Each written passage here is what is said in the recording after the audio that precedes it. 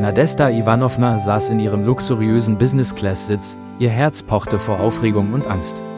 Es war ihr erstes Mal in einem Flugzeug, und sie hatte sich nicht nur für den Komfort, sondern auch für die Nähe zum Cockpit entschieden, wo ihr Sohn Anatoli der Kapitän war. Sie hatte ihr ganzes Leben in der rauen ländlichen Gegend verbracht, harte Bedingungen ertragen und Anatoli allein großgezogen, nachdem ihre eigene Mutter erkrankt war. Die Erinnerungen an ihre Vergangenheit lasteten schwer auf ihr, besonders an den schmerzhaften Entschluss, den sie vor Jahren gefasst hatte, ihren Sohn in ein Waisenhaus zu schicken, um ihn vor den Gefahren zu schützen, die sie umgaben. Als das Flugzeug die Startbahn entlang rollte, schweiften Nadestas Gedanken zu jenem schicksalhaften Tag zurück.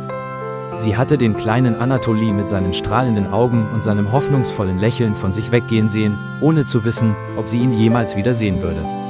Die Jahre vergingen, und sie hatte sich oft gefragt, was aus ihm geworden war. Als sie schließlich erfuhr, dass er Pilot geworden war, schwellte ihr Herz vor Stolz, doch die Scham blieb wie ein Schatten an ihr haften. Die Kabine war erfüllt von Gesprächen, doch Nadesta fühlte sich in ihrem Sitz isoliert. Die anderen Passagiere, in ihrer Businesskleidung, warfen ihr missbilligende Blicke zu. Geflüster erfüllte die Luft, gespickt mit Verurteilungen. »Was macht sie denn hier?« murmelte eine Frau, ihre Stimme triefend vor Verachtung. Sie gehört nicht in die Business Class. Nadestas Wangen erröteten, und sie senkte den Blick, ihre Handtasche fest umklammernd.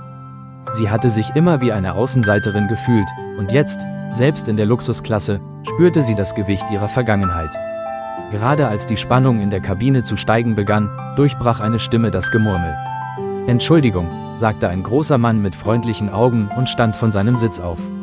»Ich denke, wir sollten alle daran denken, dass wir aus einem bestimmten Grund hier sind.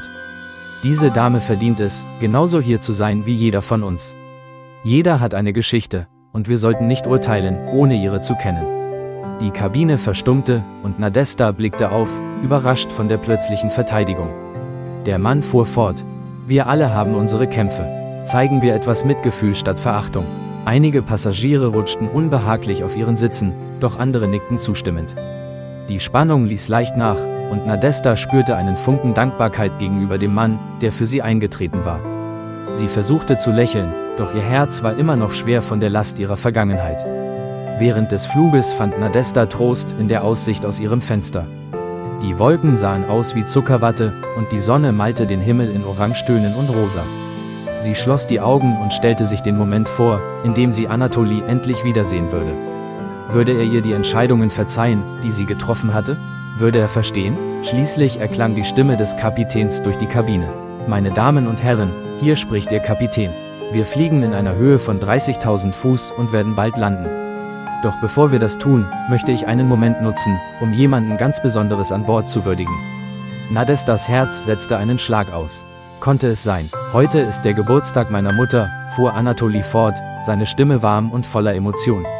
»Nadesta Iwanowna, könnten Sie bitte aufstehen?« Die Kabine brach in Applaus aus, und Nadesta spürte, wie ihr die Tränen in die Augen schossen. Sie stand zitternd auf, während die Passagiere sie bejubelten. »Danke, dass Sie hier sind, Mama«, sagte er, seine Stimme leicht brechend. »Sie waren immer meine Inspiration, und ich bin so stolz darauf, Sie an Bord zu haben.« Als der Applaus verebbte, spürte Nadesta eine Welle der Erleichterung. Die Passagiere, die sie einst verurteilt hatten, feierten sie nun, und sie konnte die Freundlichkeit in ihren Augen sehen. Als das Flugzeug schließlich landete, stieg Nadesta aus, ihr Herz pochte. Dort, mit offenen Armen auf sie wartend, stand Anatoli.